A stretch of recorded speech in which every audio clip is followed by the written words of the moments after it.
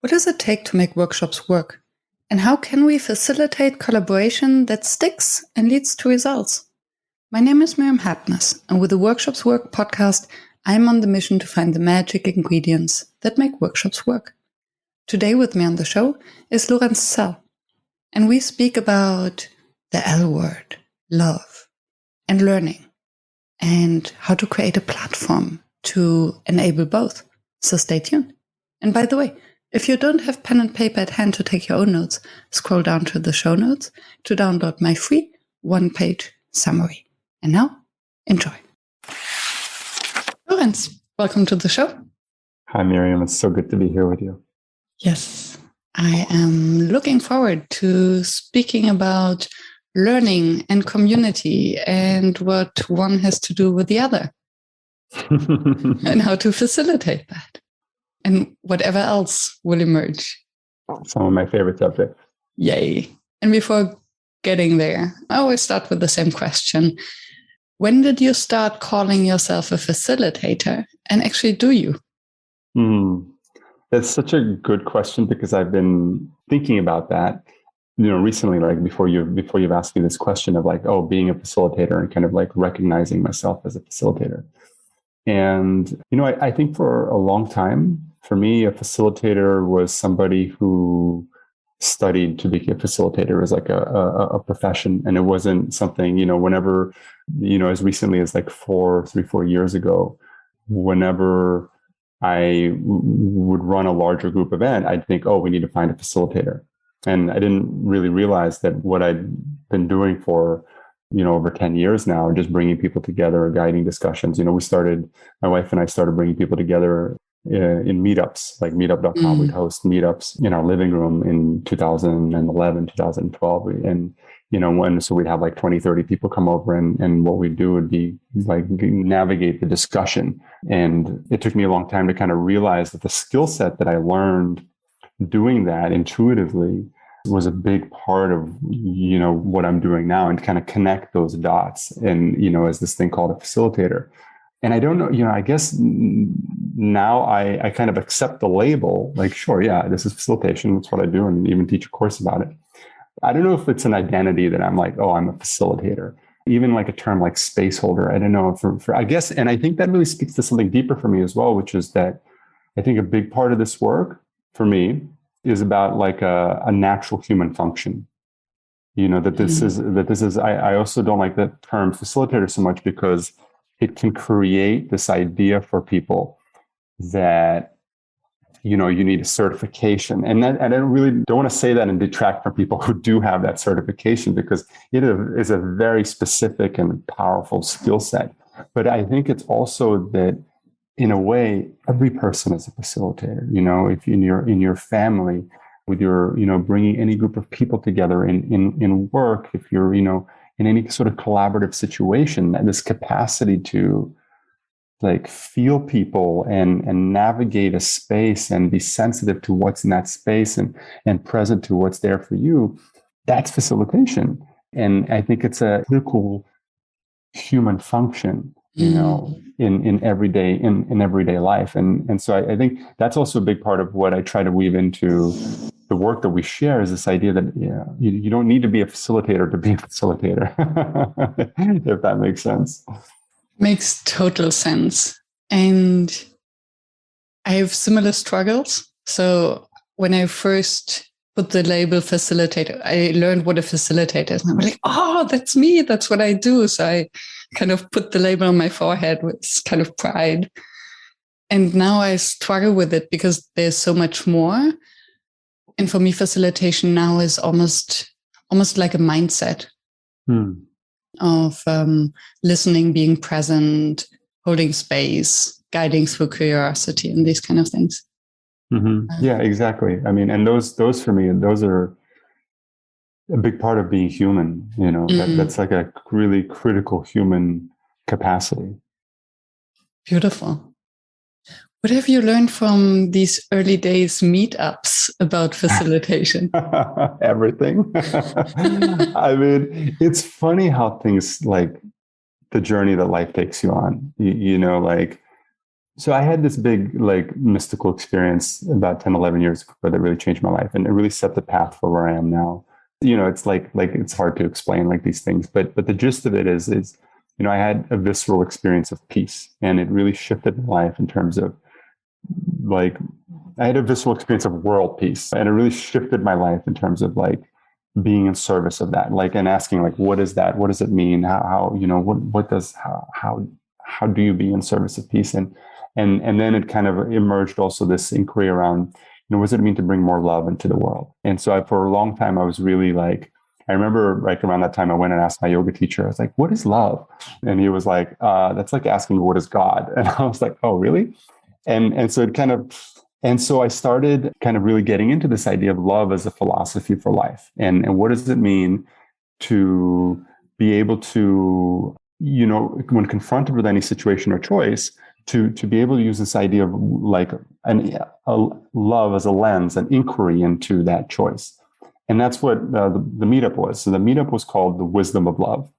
And we would invite people over, random people, like, over meetups, like total strangers, with a different kind of inquiry around, like, for example, love through the lens of, like, social justice, or love through the lens of, like entrepreneurship, or, like, different topics, and have, like, a rich just dialogue around that. And so usually it would be anywhere from, like, 5 to 15 people that would come over.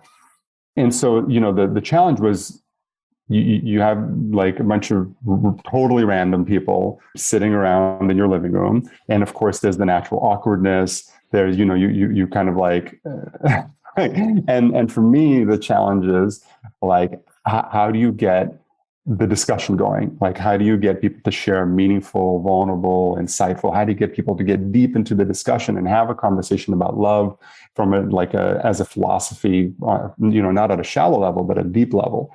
And, I found it was like a 2-3 hour thing. And it was always similar in terms of people start, crickets, kind of quiet, a few people share. And then by the end of it, you can't stop people talking. Like, people are super active and open. And so what's funny here, there's like a couple of things that's funny, is one is I would have never imagined that, 10 years later, what we do today is like a scaled version of that. What we really realized on our journey, which was kind of all about how do you bring more love into the world? How do you bring more connection? And we're realizing at some point, several years after that the way that people feel connected is through small groups.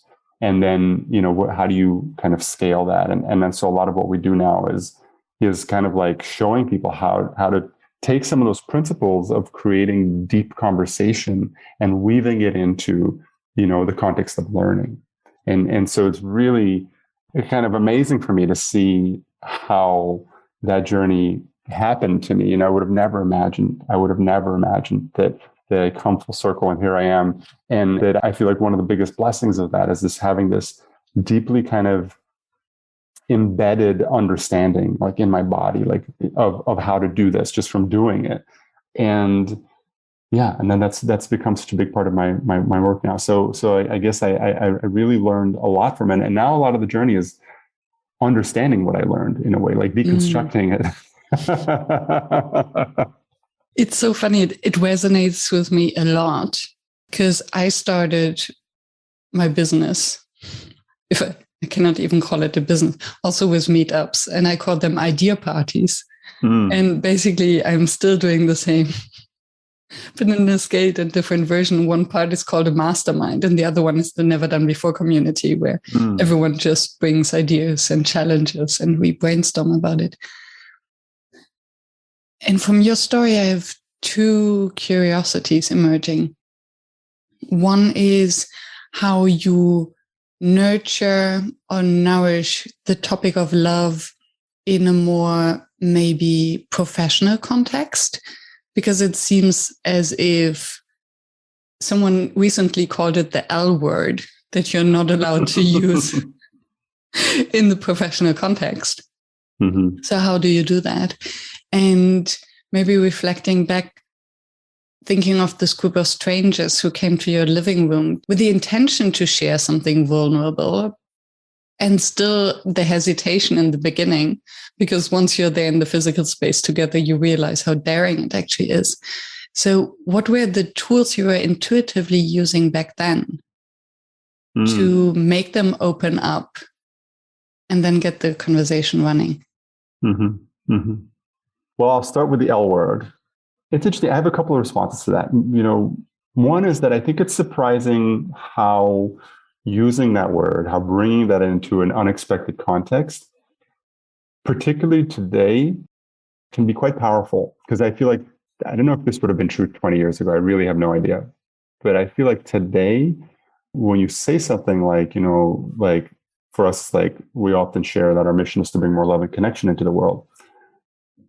It kind of like almost creates a relaxation in space. People get curious, and I guess that's also, maybe it really depends on the delivery of that. Like if you show up and you're super woo-woo, then it's like, oh my God, but if you show up and you're grounded, and it's, I guess it's so much about your relationship to what you're doing. And this brings me to the second point, which is I've also realized from going from this journey of like wisdom of love as like teaching love explicitly as something you can talk about, to really an understanding that I think the experience of love is presence, and that you don't need to talk about love. That in fact, it's kind of like we started with this term facilitator. When you put a label on something, it makes it a thing.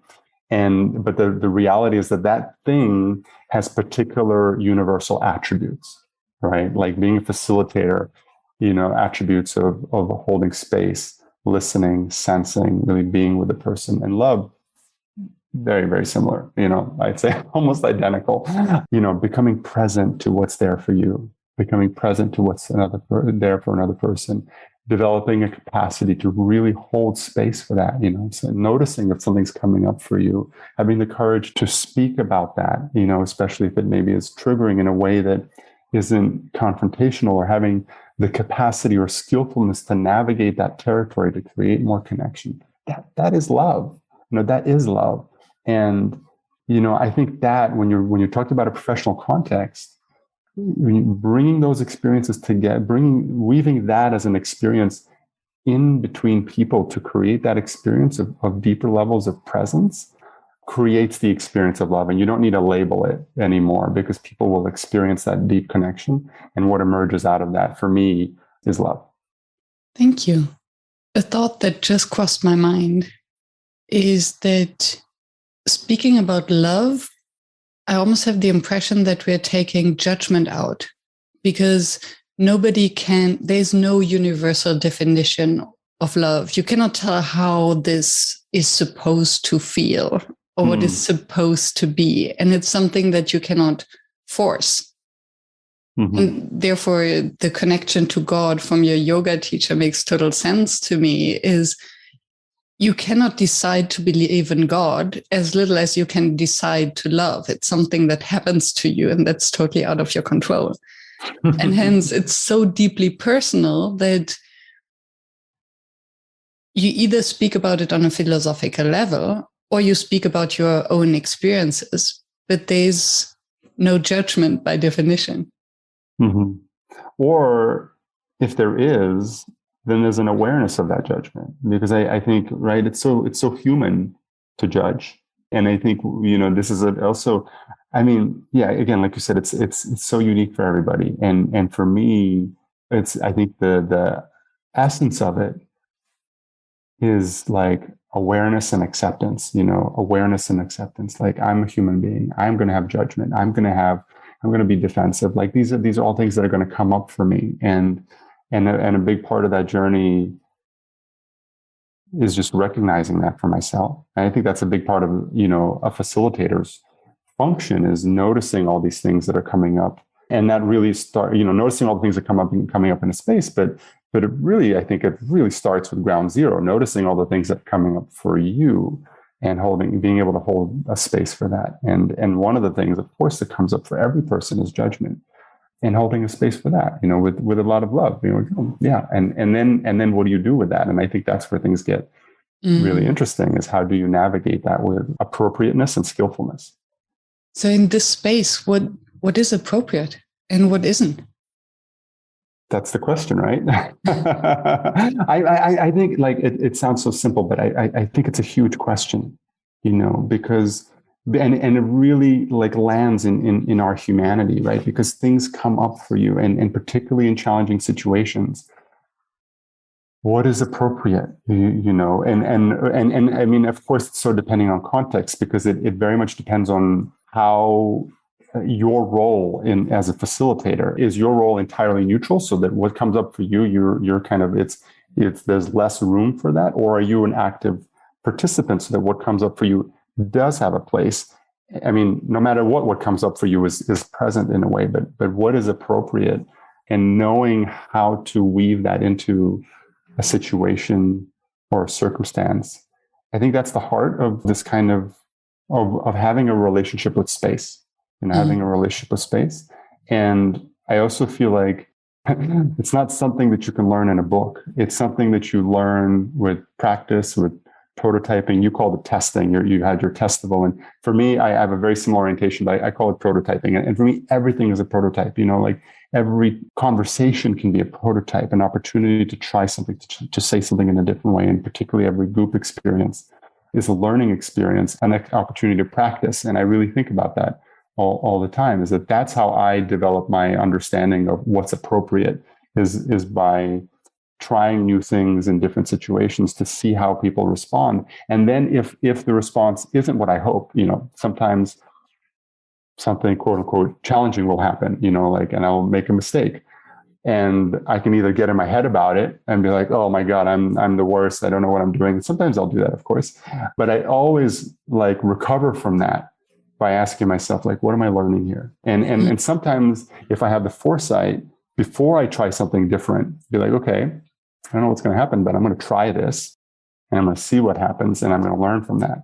And that, I guess, that kind of is how I figure out what's appropriate. I like that, which brings us back to the mindset thing, right? If you have the prototyping mindset, then it's easier to just try and give it a go and learn as you advance. And I like the concept of love being more about humanity, or the awareness of shared humanity. And this almost makes it sound more appropriate to be also a topic that must be addressed in the professional context. I think especially in times like these, where the world is collectively going from one crisis to the next, to raise the awareness that we're in this together. Although in different ships. Yeah. I mean, this is such a rich topic, because I think a big aspect of also what's happening in the world is related to tolerance, and I think tolerance, the capacity for tolerance, really is very closely related to our self-awareness and our self-acceptance. I feel like, when you have a deep relationship to yourself, to your own humanity, to your own imperfections, to, all those aspects of yourself that are challenging. And when you really kind of have a relationship to that and you're present to it, I think it makes it much easier to be tolerant of other people as they are, of the things, their quirks and idiosyncrasies. I think that's a big part of love. 100%. I tend to believe that we're most intolerant towards those who are almost a mirror to our dark sides and our shadows. And it's like telling an adolescent what they are supposed to do, or giving them orders, and then they feel judged for not being adult enough. You're treating me like a child, which wouldn't happen if we're already adults. So it's their insecurity that gets triggered, and hence they fight back. Or if I see someone acting rude, in my perception rude, maybe I'm intolerant because it triggers my sense of, or my insecurities of maybe being more outspoken or taking more space and not daring. So I think the more we react, the more intolerant we are, the more it actually tells us about ourselves than about others. And you use the word there that has been a big part of my exploration, which is insecurity. Mm. This is, I feel like so much of becoming human, really, I guess, I'm going to rephrase that maybe, really connecting with your own humanity is connecting with your insecurities, the depth of your insecurities, and that's been a big journey for me. I'd say that's a big journey of, and I'll explain it maybe in one of the simplest ways. My mind can be very busy, and I meditate a lot. I meditate 2 hours a day. And a big part of that is what I find is at some point in my meditation, I'll connect with some sort of deep-rooted insecurity. And when I can connect with that viscerally, like in an embodied way in my body, and just really be with it, everything else calms down. My mind finally calms down. And so I really noticed this topic of insecurity is a big part of becoming present to it. Somehow just noticing it is a big part of a capacity to hold space. A big part of, like you said about the triggering, is that if somebody's really rude to me and I get activated, well, what is it that's triggering me? Most likely I'm somehow not getting validated. There's an insecurity there that is being like touched that I don't want. This person isn't seeing me the way I want to be seen. Mm-hmm. Right? How dare they? But what's there is an underlying insecurity. And there's nothing, I think the key to understand is that there's nothing wrong with that. Right. And really it's very natural, it's very human. And that's a big part of the tolerance, is coming in touch with the most uncomfortable parts of yourself, that if you can really reconcile them and integrate them and be okay with them, it creates so much capacity to be with others as they are. Yes. And that's why I think it's so important why it's so magic to enable these open conversations, these vulnerable conversations where we can share our insecurities. Because I think we all have them, right? I mean, that's part of being human. There is no human being who doesn't overthink on some issues of not being good enough or being an imposter or any of those. And I think the best way to heal or to accept is to recognize this human aspect that we all have it. So I think in a shared learning space or experience space, to create the opportunity for participants to recognize that we all have them, and that I actually don't care about your insecurities. I mean, I might even find that funny because I don't see them at all, because obviously I see you in a different way than I see myself and you see yourself. And thereby maybe even approaching them with humor. And and what you talk about is really at the heart of the process that we work with, which is a conversational process around really inviting people to share authentically. You asked me a while back, we kind of skipped the question about, how do you create this conversational space in the meetup? And I think it's very, very similar to how we do it now in any learning experience, which is really this idea of what we call warming up the space. And even this, I think this is really interesting, even this concept of space. We use this, especially if you've been, people who do a lot of facilitation, is like, we talk about this thing of a container or a space. And every once in a while, somebody will be like, what do you mean when you say that? And it's like such an interesting question. And I think, and so I've really been thinking about this. And so in a way, there's probably all sorts of technical definitions for it. But I think what's really interesting for me is that there's an aspect of what we call space that is beyond definition, particularly in a group space like a container. There's an aspect of that is beyond what you can define in a way that really conveys what it is, right? And that's because, for me, one of my definitions of space, that a space is in a way the sum of how people feel in that space. And the way that happens is through the modeling of the participants. So in that, you as a space holder, you can kind of like initiate it, you can kind of plant it, you might be the very first person to model it in a way, right?